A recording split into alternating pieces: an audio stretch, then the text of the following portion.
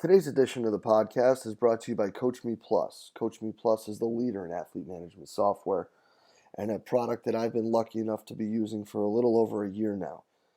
Only rivaled by the impeccable customer service that Kevin and his staff provides, Coach Me Plus's ability to constantly be amoeba-like in their ability to mold and matriculate what you're trying to get across and bring together is absolutely fantastic. Their constant pursuit of better ways and better methods and innovations and progress to their own product is absolutely fantastic. Go over to coachmeplus.com. Check out what they got, guys. It's something that I guarantee you won't be disappointed with. In today's Applied Sports Science Minute, Coach Me Plus's Kevin Davidovitz gives us a little background on questionnaires and where you can start with your athletes. Well, we're going to talk about wellness questionnaires now and how they can be a very easy tool to basically apply sports science principles to your program, both cost effectively and in a way that makes sense. The one thing that we find with wellness questionnaires is we get a lot of objections as to whether or not they're valid. The research that we point to is McLean, and basically he correlated, his group correlated wellness questionnaires with objective indicators like counter movement jumps and whether or not the actual fatigue values that they were getting back in the wellness questionnaires fit with the objective measures of the counter movement jump. There are a lot of other ways of capturing questionnaire information. You see Brunel, POMS, BRUMS, TQR, Rescue, DALDA. A lot of these are a lot more robust and large, and I think might be good in a quarterly or a larger setting. But when you're trying to get into a daily routine and actually look for changes in an ongoing basis, you want to have something that's small, light, and can actually be answered with a few questions. So again, we point back to the McLean, which is based on the foundational research from Hooper and McKinnon. And basically you end up with 5 questions, and these 5 questions have a scale of 1 to 5, with 1 being the lowest, 5 being the best. Fatigue, for instance, 1 is low, 5 is not fatigued at all. And the questions that we ask include fatigue levels, sleep quality, general muscle soreness, stress, and mood level. And in best practice, in theory, it looks good, but in actual practice, this works well. Teams that actually do this and pull this off are getting really good value out of it. So how do we do this? Well, we can do it with paper. We can do it with Google. You can do it in Excel. There are a handful of small app companies that have them. Some of the larger athlete management platforms have them as well. But really the key that you want to do is you want to get the athlete understanding why we're answering these questions and provide the immediate intervention if something's going wrong. So you take those scores as they're being answered and actually act on them. So if an athlete's fatigued, if an athlete has muscle soreness or whatever that might be, you immediately provide an intervention for them so that they understand that if they're giving you information and they're trusting you with that information, that you're doing something in return for them. We're going to do a part 2 on this and actually get into how we can score these values. I think the biggest mistake that we're seeing right now is a lot of organizations take the information and they simply score the raw value 1 through 5 with a max score of 25. So 25 must be best. Well, that's not always the case, and we'll get into that in the next part. To get your weekly dose of applied sports science updates, go to coachmeplus.com and subscribe to our weekly newsletter. That's coachmeplus.com. And in today's episode of the podcast, I get to sit down and talk with Unbreakable Performance Center's Brett Bartholomew. Brett and I are going to talk about training fighters and building relationships, guys. Brett's going to get into managing, building, and preparing fighters and working within all these different camps. And the whole idea of having like 9 or 8 or whatever different coaches really fascinates me. So listening to how Brett talks about how he fits into these molds and these different camps with these fighters is really cool. I was really appreciative of his candor in these situations. Talks about the methods he's using right now to monitor his athletes, how he sees his past locations and everything he does today. And that's awesome, man. Seeing a guy who's been at so many different locations on so many different levels and different environments and how they've all led him down this path was really cool to hear. And then we talk about how he gets into fighters' circles, and that trust is really equal to buy-in. And he really gives an awesome uh, example of being able to get more difficult people to buy in. And then we talk about individualization and how it needs to cover more than just programming, guys. It's an absolutely awesome talk. I hope you enjoyed as much as I did. Let's get right to it. Brett, thanks for being on with us, man. We appreciate you appreciate you coming out and talk with us today. Yeah, my pleasure, man. So, with the new venture and everything, let's talk a little MMA right now. Let's talk about what you're doing with your fighters and how that's going and everything's progressing out in LA.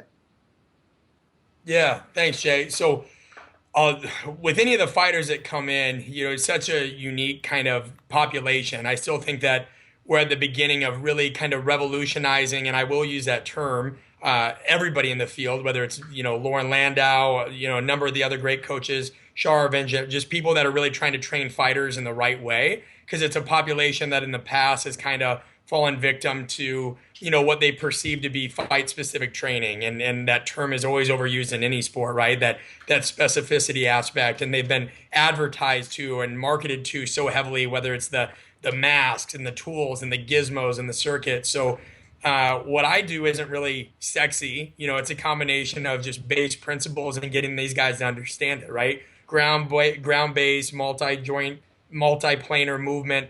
We use a mixture of both linear periodization models, classic block, or even flexible nonlinear, with all the different aspects that they have to manage. Because when we talk about altering behavior and managing stress, to me, with all the sports, and I've been blessed to work with 23 sports, this sport has the most variables that you really have to manage, the most stressors, these fighters are so depleted.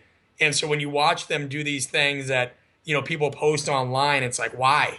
When really, a simple push-pull or total body-based program and more simplified way of attacking ESD would do them so much good. Dan John's book and Pavel's book, Easy Strength, might as well have been written for fighters from that standpoint, that it doesn't need to be that difficult. So what I do isn't really salesy or hype, a lot of hype or flash and dance. It's just getting these guys to understand what training can do for them, getting them indoctrinated to good movement, because half of them don't move well outside of that domain.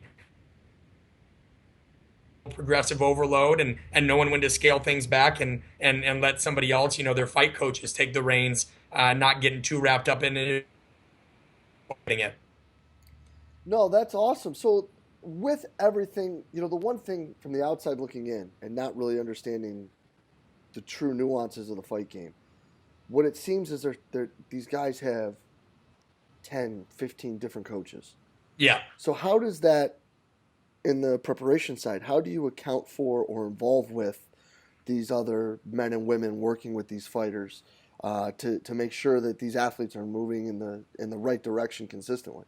Yeah, aside from the communication standpoint and trying to get everybody on the same page, which rarely happens, they just, that field and that space hasn't gotten there yet. Everybody's egos tend to clash, whether it's their jiu-jitsu coach with their striking coach or their striking coach with the strength coach, all these aspects. As a strength coach, what I have to deal with is, just creating adaptable programming. And that's why I tend to use that.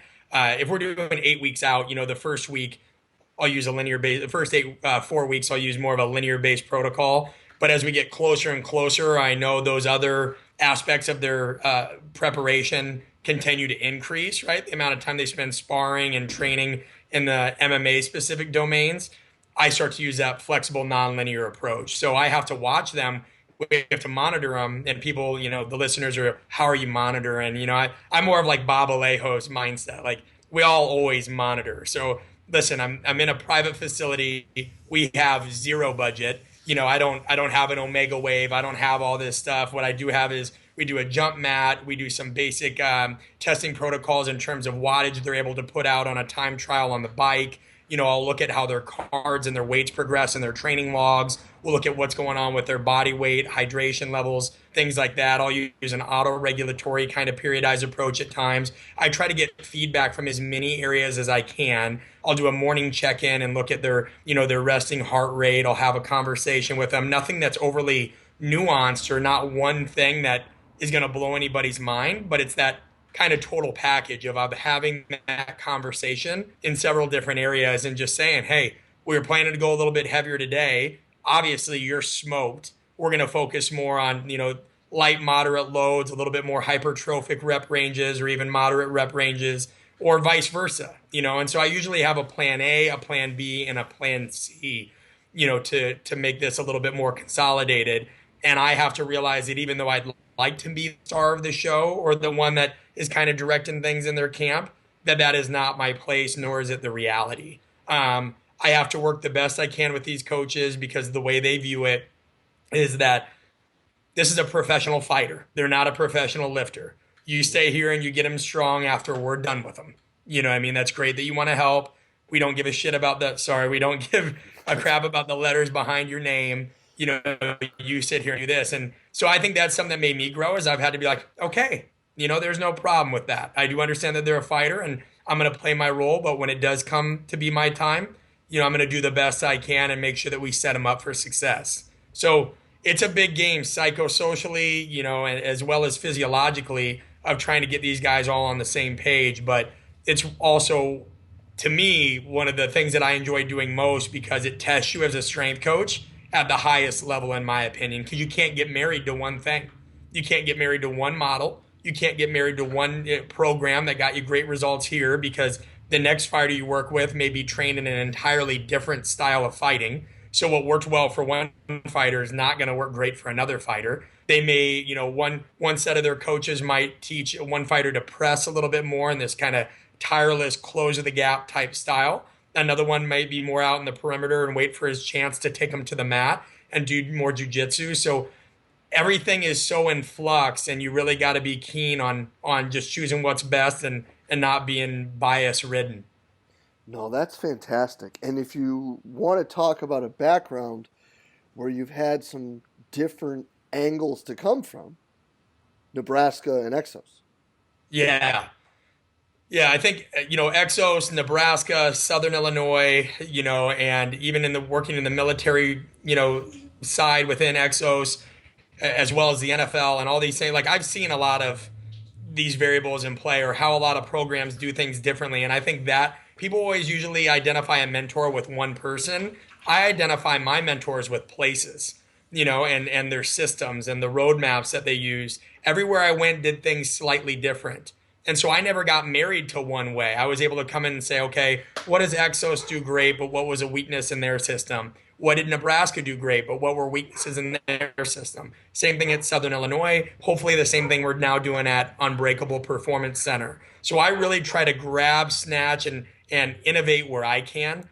I'm certainly not doing anything, like I said, revolutionary. Nobody in our field has an original idea. But I can take that wheel that somebody else invented and at least put it on a new wagon or make it spin a little bit more smoothly. And that's what I try to do with these fighters is I say, you know what, this method isn't working, but you know what, I did something over here, at this point in my life that worked really well in a certain kind of situation I was in. Let's grab an aspect of that, or let's try this. And so you really have to sit down with that old needs analysis at first, and you have to revamp that not only at the beginning, but I do that 3 different times whenever I'm getting a fighter ready. Where are they at the beginning? Okay, now let's reevaluate. Is this still working? If it's not working, now how can I change it? And I just think it's been a great test because, to be honest, Jay, I got bored as a strength and conditioning coach. Just kind of you get into rhythms, right? When you work with certain sports, like I do football or baseball or anything like that, and to now be in a sport where I've got to change up my game plan, as often as they do when somebody throws a hook, and like you have to be on your toes. And so that's been the fun for me. No, that's fantastic. I didn't know you were a Valley guy, man. That's awesome. Yeah. Oh yeah, Sloogies, baby. Yeah, I spent a year and a half at Indiana State, so it's always great to hear from people who spent some time in the Valley. It's a gem of a league that is really overlooked. Oh, and that was the best. That was one of the best experiences I've had in my career. So I went there as a graduate assistant. Jared Nestland was overseeing the program at the time. And so I was an assistant for football and basketball. But then I was plopped right in a situation where I became the strength coach for a total of 8 Olympic sports between swimming and diving and baseball and tennis and golf and even the dance team and the cheerleaders. And so it was funny. One of my buddies had gotten a grad assistantship at an SEC school. And at first I'm like, oh man, like you're going to this big school, all the glamour, you're going to be able to, and I'm young at the time perspective wise. So I'm not, and he ended up leaving that school and he barely got to do any programming. He barely got to do anything other than just assist football. And here I was, and Jared was nice enough, and the situation was set up well enough where, boom, your butt's in the chair programming from day one, trial by fire, be ready to defend everything that you're doing, And he was good about that. He'd bring us in and say, why this, why that, why this, why that. But he was also open-minded enough that he knew all these different movements and exercises had multiple applications. So where some people think your primary and secondary movements always need to be a bench or deadlift, a squat, or these large multi-joint movements that can get loaded and loaded and loaded, he knew that for different athletes, those movements could be a variety of things, right? And that there was no one way to do it. And so he taught me a lot from a programming standpoint to think more critically. And you got to do that with fighters, because with the amount of injuries they have and the asymmetries and how some of their shoulders are just wrecked. They can't always use the classic lifts as their primary methods of overloading. Sometimes you have to work on some other aspects and be creative. And that's what I mean by you can't get married to something. So it really annoys me when I hear people arguing over, oh, what's the best exercise, or what's the best this, or what's the best that. I always want to tell those strength coaches, once you guys have worked with enough sports or enough athletes, you'll learn to ask a better question. Because an exercise that you thought was absolute crap at one point in your career may be very beneficial for another athlete that's been riddled with injury and can't do that option, but that's something that just comes with time, not even time, because it's not an age thing, but it's perspective. And fighting and working with fighters will teach you that in spades, that, hey, you'll know a good program because it's right for the athlete and also right for the progression of overload that needs to take place. Well, and then following up on that, because all of this comes back to the relationship that you have with the men and the women that you coach. Yeah. And that being such an interesting subculture in athletics, let's talk about how you build those relationships and how they start to understand and buy in more and more as the process, continues to roll. Yeah, without a doubt. So this is something I talk about fairly passionately, and I'm working on writing a book on. It's always been considered kind of a soft science because people feel like, yeah, well, I think they align it with a lot of, sports psychologists. And the knock on sports psych was, well, visualization, this, that, positive thoughts, all this. But really, like the psychosocial aspect of trust, which is buy-in, right, and connecting with others, is not really a soft science, right? Like there's people like Robert Cialdini that's wrote in the book like Persuasion and talks all about influence. There's multi-million and billion-dollar corporations that bring people in to study organizational behavior, right? And to be able to pull out and tease out qualities of their best employees so that they can replicate and expand. So I look at coaching and what we do. It's not just about the periodization and the sets and reps and the management of stress. It's organizational behavior, and it's that art of connecting. And athletes usually care about a couple things, right? And two of those are, they want to know that specificity, meaning like, I know you care about me, right? That's number one, but do you know about what I do? And how is what we're going to work on here going to help with what I do? And then utility, right? Utility is like, okay, you may know about what I do, but now tell me how this is going to progress it. It's the same thing they say when you write an email. In the subject line should entail either utility, hey, this is giving you information that's going to help you, or specificity, this is going to help you in this certain situation, and now let's carry it forward. And that's usually best for grabbing people's attention. So when you're connecting with somebody, it's about, one, getting their attention. Now, for us, in a positive way. It's usually letting them know you care, right? Giving them an idea about the program that they're going to take part of, how it's going to help them, right? It's some kind of level of connection that usually exists outside of ourselves. And then two, right? They need to see authority. They need to see that, okay, this guy says he knows our world. Let's see how well he does, right? And whenever I introduce an exercise, I'll talk to them specifically about how this exercise may help them.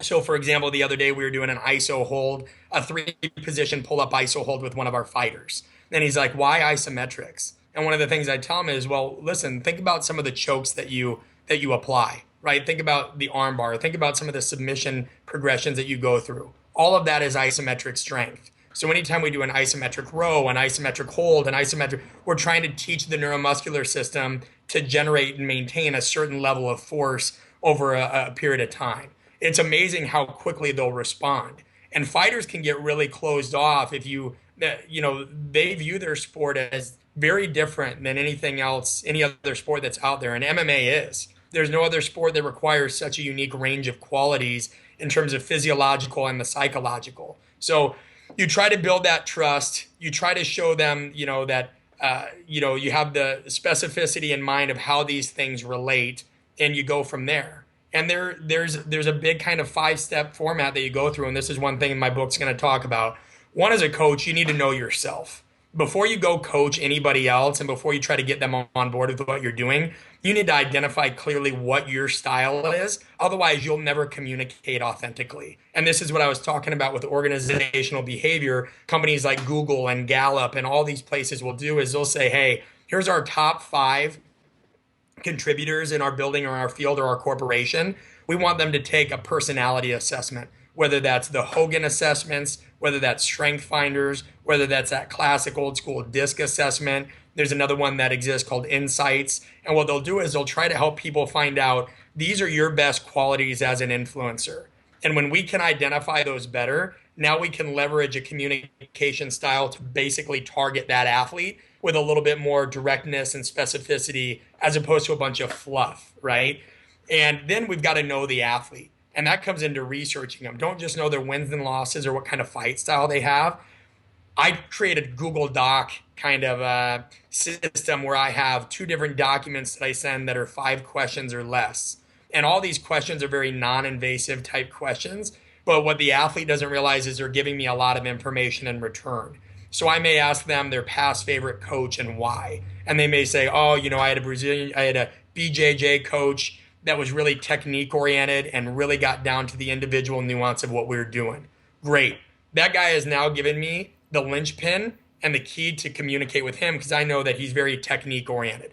Another gentleman may be focused more on competition. Another gentleman may be focused on, any other number of things. But I use this to kind of pull out their personality profile by asking them targeted questions, by getting their feedback to certain sessions, and by asking them a host of other questions that kind of give me an idea of how do you want to be communicated with? How do you perceive the training? What parts of the training do you like and not like and why? And then that way it gives me that chance to communicate on a deeper level. So once you know yourself, you know the athlete, now you've got to start putting different strategies in play, right? So whether that's getting the guys together before the session and giving them, hey, today we're working on these qualities. Just like when you worked with your striking coach this morning, more on the elbows and the knees, today we're going to focus more on power and explosiveness. So when you work with your striking coach, we know that grappling is a piece of what you do, but it's not what you do right then.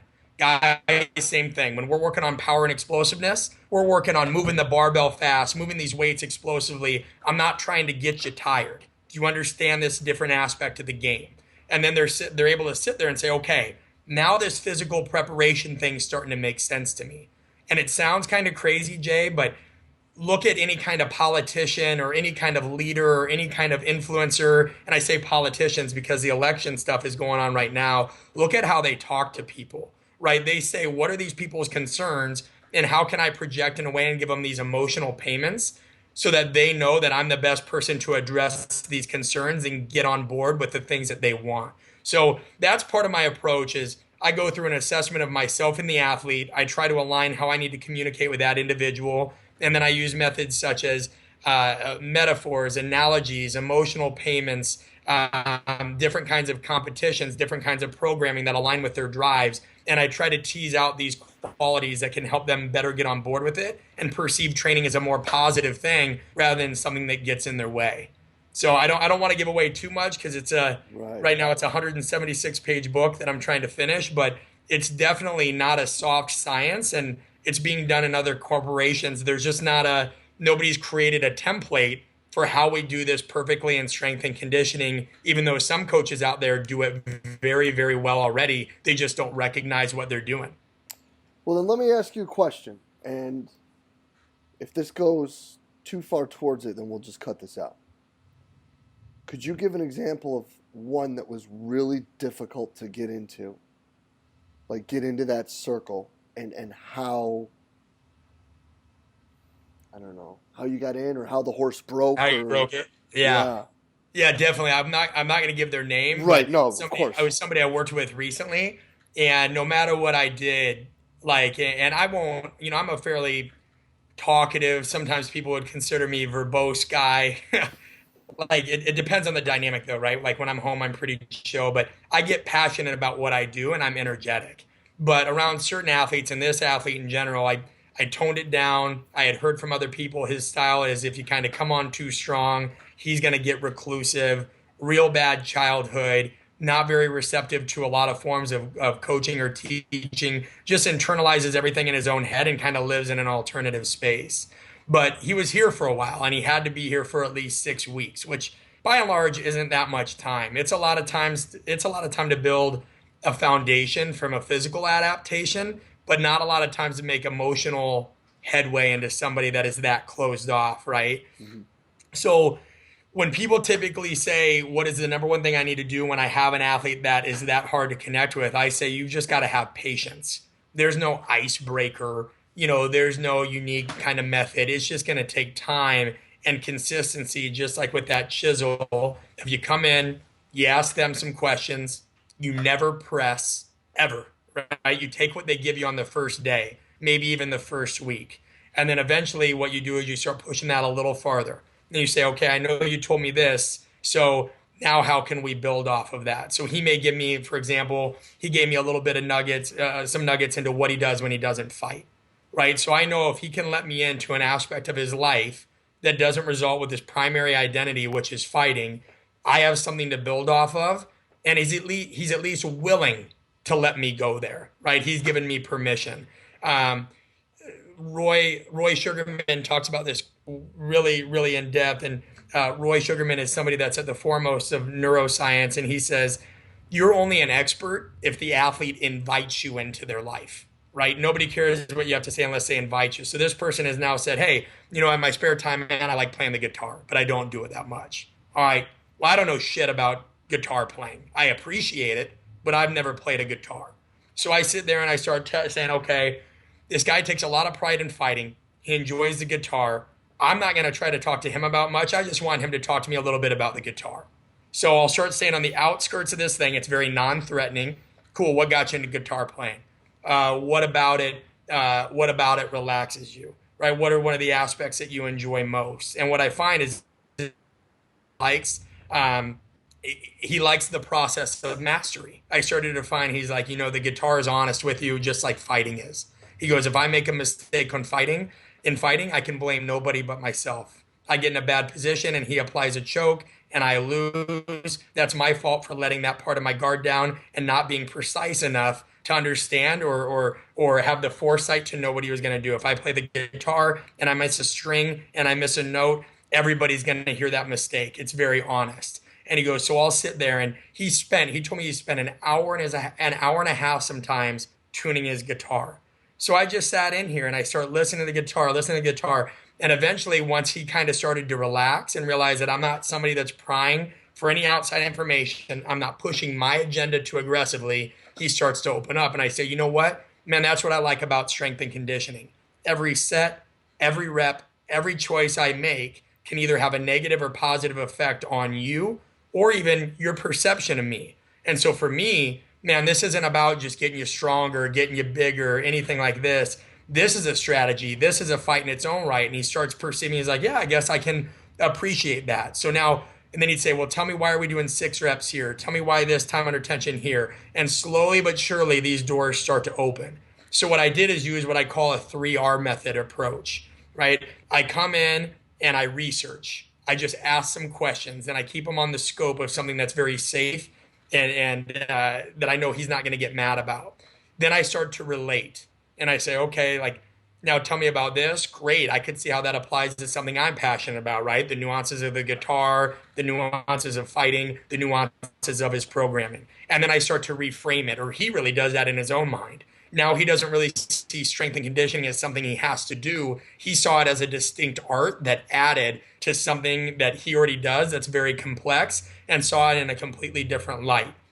It was one of the most unique things I had ever kind of had to do or resort to, because it taught me a lot about that method in the process. I sat back and I'm like, why did this work? Because I had a buddy that was another strength coach that said, dude, good luck. He's going to close off. And I didn't pat myself on the back, but it did help me better refine a method of there's a way to relate to everybody, right? You typically just have to get outside yourself. And I think that that's something strength and conditioning coaches often do wrong. We're so excited about creating an atmosphere and creating our program, creating our agenda, that we often forget that they're not a part of what we do. They're a piece of what we do. And we need that athlete to fully buy in, but they're not going to do that at the highest level if we just make them do it.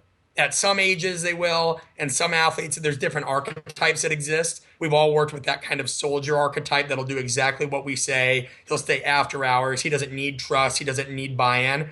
But I've been able to identify at least 16 different archetypes of athlete personalities. And you could as well. You could leader. You could think of the soldier. You could think of somebody that's more of a manipulator and somebody that will always try to squeeze by or get by with something. You could think of somebody that's more of a crusader and they're kind of that, passionate or motivational element around the team. You could think of somebody like the novice, somebody that has all the tools, but they're so raw. And if you could just build them. So in my book, I start to identify 16 different archetypes, and I give strategies, and I've included 16 different strength coaches from around the world to give strategies, Jay, and how they did just that. How did you break the mold? What principle is that based off of? Because otherwise people read these books on buy-in and trust, and it's just like, get to know your athlete, tell them that you love them and care about them, which is cool. Like, all those books are great, but people are more complex than that.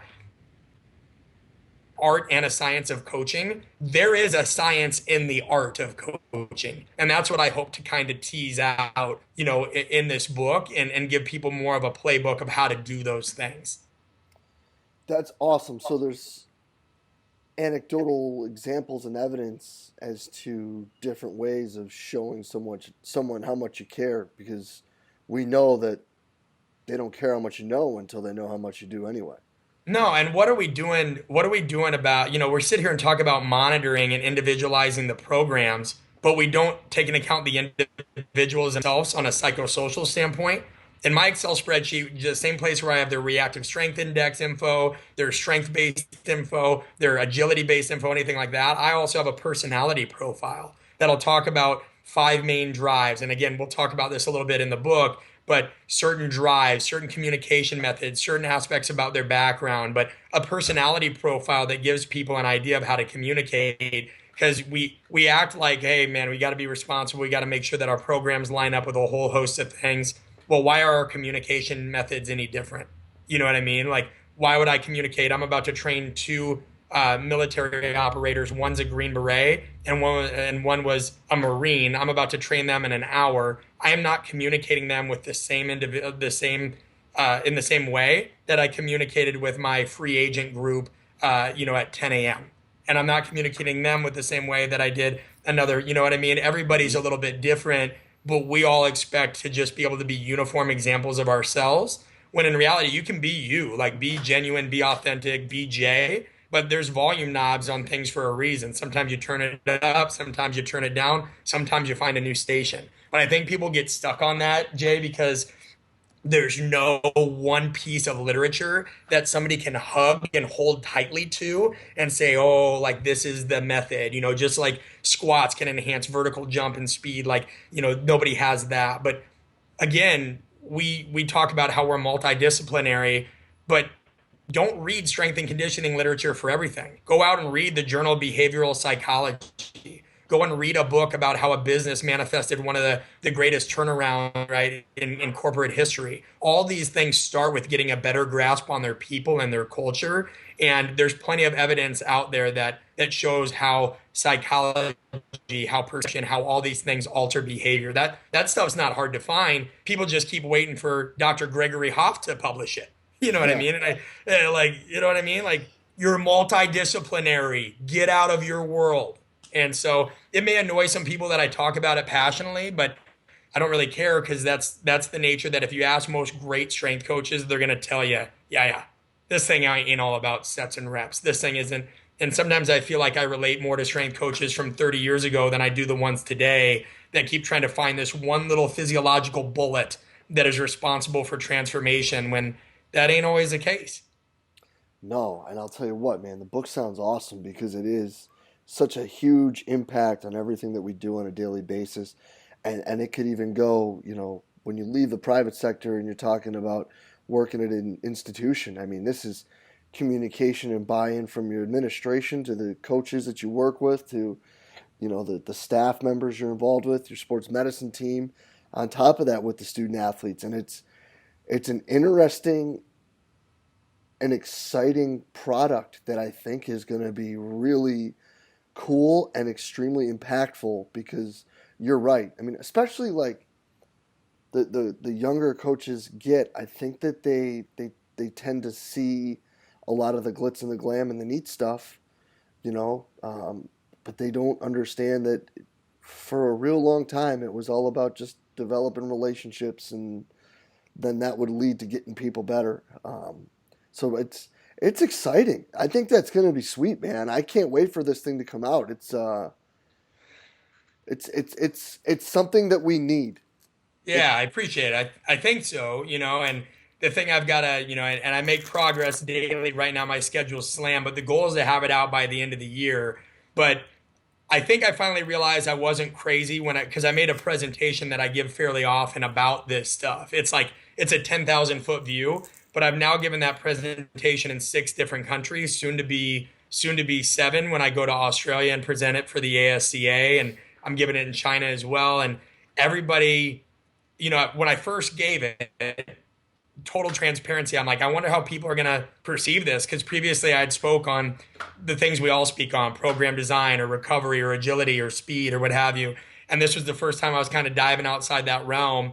And the first time I felt like I wasn't crazy was when a strength coach literally came up to me, and I don't care how silly this sounds to any listener, like, this was cool and somebody can relate to this. And his eyes were literally welled up and he was like, I needed this. And I said, well, cool. Like, thank you. Like, what do you mean?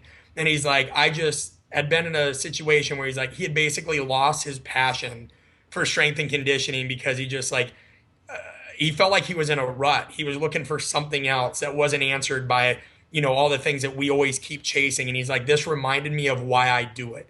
And it gave me ideas and steps at how I can be better at a completely different aspect of coaching. And I needed that in my life right now. And I gave it at the NSCA Combat Clinic. And so it's my favorite presentation to give. It's certainly not perfect. It can always get better, but it seems like the reaction from the community is clear that they need it. So now I just got to meet those expectations of writing a book that's worth a shit for them to read. But I'm working hard at it. well, I'll tell you what, man. If this is the tip of the iceberg, I can't wait to see how deep the ice goes because this is really like a lot of mind-opening topics and a lot of really big-time ideas that you shared with everybody today.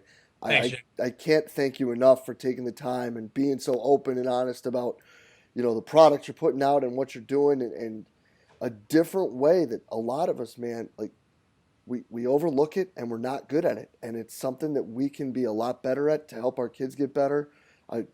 Brett, thank you so much for sharing all this with us today, man. I can't wait to get this up. People are going to absolutely love this. Thank you so much. My pleasure, Jay. Thanks for having me. It's my honor, man. Yeah, man. Well, we'll be in touch really soon, man. Absolutely. And a huge thank you to Unbreakable Performance Center's Brett Bartholomew for taking the time out and sharing with us today. It was an absolutely fantastic talk, open and honest sharing, giving specific examples, and then even sharing information that he's going to be putting in his book that's coming out towards the end of the year. I can't thank Brett enough for the time. It was absolutely fantastic. A little bit different of a topic than what we normally cover, but I think that it's one that really does need to be harped on more and brought to the forefront more. And I think that this product he's putting out is something that we really need, and I'm really excited to see it. I can't wait to get my hands on a copy. It's really, I'm sure that it's going to be a game changer for what we all do here in the performance realm. And guys, as always, if you enjoyed the conversation and you found the information useful, please share it in a social media outlet of your choice. Tweet it, Facebook it, Instagram it, whatever it may be. Just trying to get information out there to coaches, guys, and hopefully you guys enjoy these talks and are finding some use from them. But most importantly, thank you guys for listening, and thank you for being part of everything we're doing here at Central Virginia Sport Performance. We will be back next week with another awesome guest. We will see you then.